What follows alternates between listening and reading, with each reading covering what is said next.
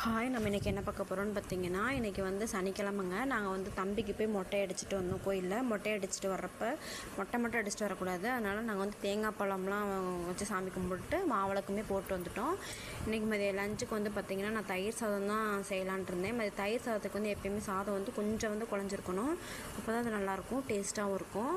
அதுக்கு காம்பினேஷனாக வந்து பார்த்திங்கன்னா வாழைக்காய் இருந்துச்சு. வாழைக்காவை வந்து ஃப்ரை பண்ணிடலான்னு சொல்லிட்டு நான் வாழைக்காயை வந்து தோலை வந்து எடுத்துகிட்டு இந்த மாதிரி ரெண்டாக கட் பண்ணி ஸ்லைஸாக போட்டுக்கிட்டேன். அப்போ தான் அது வந்து கொஞ்சம் குழந்தைங்களாம் சாப்பிட்றதுக்கு கொஞ்சம் நல்லாயிருக்கும் அப்படின்ட்டு இந்த மாதிரி கட் பண்ணி எல்லாத்தையும் எடுத்து தண்ணியில் போட்டு நல்லா கைவிட்டு கொஞ்சம் நல்லா அலசணும். அலசிட்டு இதை வந்து நான் ஒரு வடை சட்டியில் போட்டு நல்லா வேக வச்சு எடுத்துக்கிட்டேன். இது வந்து ஒரு 10 மினிட்ஸ் வெந்தால் போதும், ரொம்ப குழஞ்செலாம் வேகக்கூடாது. அதுக்கு அப்போ வந்து பார்த்திங்கன்னா தேவையான அளவு உப்புமே ஆட் பண்ணி நல்லா வெந்துருச்சு. இது வந்து உடையாத அளவுக்கு நல்லா வேக ஒரு 50% வந்து நல்லா குக்கானால் போதும். குக் ஆனதுக்கப்புறம் இதை எடுத்து நம்ம வந்து ஃபில்ட்ரு பண்ணி ஒரு ஆற வைக்கணும். ஒரு பிளேட்டில் போட்டு ஆற வச்சுட்டு இதுக்கு வந்து தேவையான அளவு வந்து நான் மசாலா வந்து ஜேபி மீன் வறுவல் மசாலா என்கிட்ட இருந்துச்சு, அதை போட்டு செய்யலான்னு சொல்லிட்டு நான் அதுதான் ரெடி பண்ணேன். அது வந்து ஒரு 3 டேபிள் ஸ்பூன் ஆட் பண்ணி கொஞ்சமாக தண்ணி ஆட் பண்ணி நல்லா வந்து பார்த்திங்கன்னா மிக்ஸ் பண்ணிவிட்டு அந்த ஆறின வாழைக்காயும் வந்து அதில் எடுத்து ஆட் பண்ணி நல்லா வந்து பார்த்திங்கன்னா மிக்ஸ் பண்ணணும்.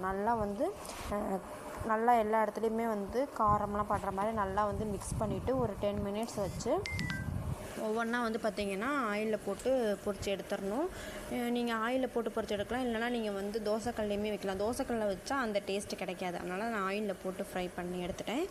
அதுக்கப்புறம் வந்து பார்த்திங்கன்னா தயிர் சாதம் தான் செஞ்சிடணும். தயிர் சாதத்துக்கு வந்து நான் எப்பயுமே கொஞ்சம் டிஃப்ரெண்ட்டாக செய்வேன். இப்போ எண்ணெய் ஊற்றி கடுகு போட்டு கருவேப்பிலை, கடலைப்பருப்பு, வேர்க்கடலை, அப்புறம் பார்த்திங்கன்னா உளுந்து எல்லாமே போட்டு நல்லா வணங்கினதுக்கப்புறம் கொஞ்சோண்டு இஞ்சியை வந்து நல்லா துருவி அதிலே ஆட் பண்ணிக்குவேன். ஆட் பண்ணி தேவையான அளவு வந்து பார்த்திங்கன்னா உப்பு கொஞ்சம் ஆட் பண்ணி கொஞ்சம் மஞ்சத்தூள், பெருங்காயத்தூள்லாம் ஆட் பண்ணி நல்லா ஆறுனதுக்கப்புறம் நம்ம வந்து ஒரு 2 ஸ்பூன் மட்டும்தான் தயிர் ஆட் பண்ணுவேன். மீது எல்லாமே பால் தான், 6 லிட்டர் பால் ஊற்றி நல்லா வந்து பார்த்திங்கன்னா மிக்ஸ் பண்ணிவிட்டு அப்போ தான் மதியத்துக்கு வந்து பார்த்திங்கன்னா புளிக்காது. தயிர் வந்து நம்ம அதிகமாக சேர்க்கக்கூடாது, அப்போ தான் அந்த ஈக்குவலாக வரும் அப்படின்னு சொல்லிட்டு நான் வந்து தயிர் சாதத்துக்கு வந்து இந்த மாதிரி ரெடி பண்ணி டிஃபனில் பேக் பண்ணிவிட்டேன் எங்கள் வீட்டுக்காருக்கு வந்து லஞ்சுக்கு.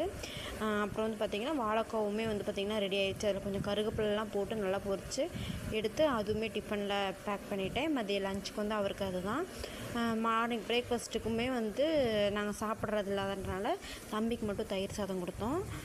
மதிய லஞ்சுக்கு நானும் தம்பியும் தயிர் சாதமும் வாழைக்காயும் நாங்கள் சாப்பிட்டோம். ஒயிட் ரைஸ் இருக்குது, அது இல்லாமல் ரசமும் இருந்துச்சு. இதை வச்சு தான் இன்றைக்கி வந்து நான்